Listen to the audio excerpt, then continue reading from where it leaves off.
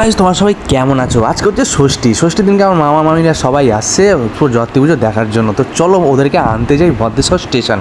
তো ওরা বললো এখন শ্রীরামপুরে আছি, তো চলো আজকে বজরংবলী মন্দিরে ভালো নমস্কার করে নিয়ে তাড়াতাড়ি করে বেরিয়ে যায়, কারণ ঠাকুরকে নমস্কার না করলে সারা দিনটা ভালো যায় না। তো আগে ঠাকুরকে নমস্কার করে তারপর কোথাও বেরোতে হয়। তো দেখতেই পাচ্ছ ব্ল্যাক কালারের বুট ভাই। তো চলো ভালো পরে নিই, পরে নিয়ে তাড়াতাড়ি করে বেরিয়ে যায়, কেন মামিরা বললো শ্রীরামপুরে স্টেশনে চলে এসছে। তো শ্রীরামপুর, শ্যাওড়াপুলি, বৈদ্যবাটি আর ভদ্রেশ্বর। তো চলো আমার বুলেটটা বাইরেই আছে, টুক করে বেরিয়ে যাই। তো টাইম তো হয়েই গেছে, কটা বাজে দেখি, তো এখনও 5টা বাজতে চললো। তো চলো, তো এটাই দেখতে হচ্ছে একটা ট্রেন চলে, সেটা হাওড়ার দিকে যাচ্ছে। তো তাড়াতাড়ি করে যাচ্ছি। তো মামা বললো এখন বৈদ্যবাটিতে আছে, তো নিশ্চয়ই ট্রেন এখন চলেই এসেই থাকবে। তো দূর থেকে আমি দেখছি ভাই এখনও একটাও ট্রেন দেখা যাচ্ছে না। তো এখন সব স্টেশনে দেখছি পুলিশ অনেকগুলো দিয়েছে, কারণ যা বাদরামি করে এই স্টেশনে বললে বিশ্বাস করে না। রেল লাইন টপকে যাবে, এই করবে, তো যাত্রী বুঝে তো হোস্টে ভাই দেবেই পুলিশ। তো দেখতে পাচ্ছি এই যে আলোটা পড়ছে, এই যে ট্রেনটা আসছে, এর মধ্যেই মামিরা আছে। তো চলো ওয়েট করি, কোন বগিতে আছে ভাই আমি যাই না, তো দেখা যাক। এখানে তো নিশ্চয়ই আসবে লাস্টে। তো পুলিশগুলো সবাই ভাই ট্রেন যেই এসে সবাই দাঁড়িয়ে পড়েছে। তো মামা মামিকে খুঁজছি কোথায় আছে।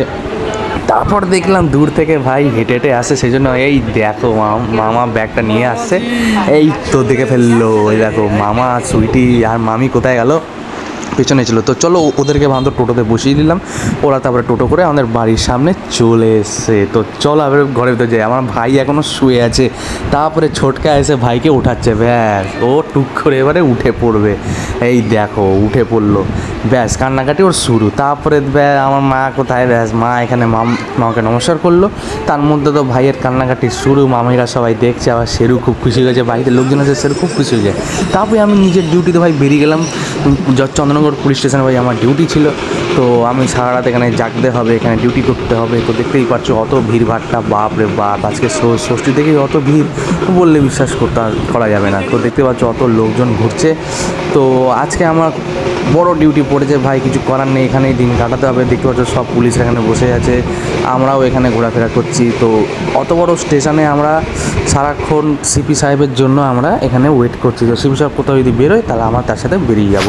তো দেখতে পাচ্ছ তারপরে আমার ভেতরে এসে বসলাম, তারপর একটা পার্টনার আমার আছে, আমরা দুজন মিলে ডিউটি করছি। তো পার্টনার আগে থেকে চলে এসে তারপর আমি এসেছি। তারপর আমরা জলশ্রীর সামনে বসে গিয়ে একটু আড্ডা মারছিলাম, একটু গল্প করলাম। জলশ্রী বাপরে কি সুন্দর সাজিয়েছে, সবাই এসে খাওয়া দাওয়া করছে, খুব ভালো লাগছে। কিন্তু জলশ্রীতে একটাই কিন্তু এফেক্ট পড়ে, ওটা হচ্ছে খুব হাইফাই দাম, কিন্তু সেরকম দামের মধ্যে কোনো কোয়ালিটি নেই, আমি জানি এটা। তারপরে আমি ভাবলাম চলো একটু লেবু চা খাওয়া যাক। ভাই লেবু চাটা কিন্তু স্ট্যান্ডে খুব ভালো দেয়, তো লেবু চাটা একটু খেলাম, কারণ কি দুধ চা তো সবসময় খাই বাড়িতে। লেবু চাটা খুব সুন্দর করে বানাবে, ভালো বললাম লেবুটা বেশি করে দেবে, তারপরে জলজিরা দিয়ে হেবি সুন্দর বানায়। তো চাটা খেলে কি মনটা পুরো ফ্রি হবে, তাহলে ডিউটি করতে আরও ভালো মজা লাগবে। তারপরে বন্ধুরা আমি দুজন মিলে চা খেলাম, ও ভাই কার সাথে বকছে কী জানি। তারপর আমরা ভাবলাম যে ভাই বসে বসে ভোর হয়ে যাচ্ছি জলশ্রীর সামনে, তো চলো কোথাও ঘোরা যাক। আমি বসে ভাবছি কোথায় ঘুরবো ভাই, হুট করে যদি ফোন করে আমাকে আবার অত ভিড় ভেঙে আমাকে আসতে হবে স্যারের সাথে।